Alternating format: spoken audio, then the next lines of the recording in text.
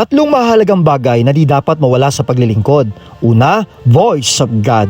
It provides intimacy and direction. Maraming naglilingkod na walang direksyon. Kung anong uso, sabay lang sa agos. Huwag kang didiskarte ng sarili mo. Magandang may plano pero iba pa din ang direction. Narinig mo kay Lord mismo. Dapat confirm ang calling mo. Hindi ka tinulak kundi tinawag. Be sensitive to the voice of the Holy Spirit.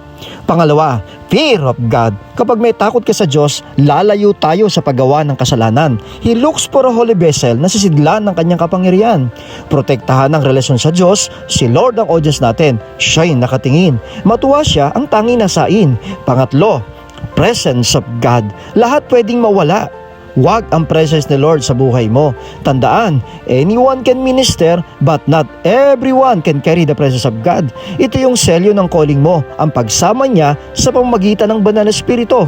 A life of worship and obedience. Mararamdaman ito ng tao. Ibalik sa Diyos ang papuri, all of Him and none of us. Be attentive kung anong direksyon ni Lord sa iyo. Matakot sa Kanya, sasamahan ka niya. Makakaasa ka.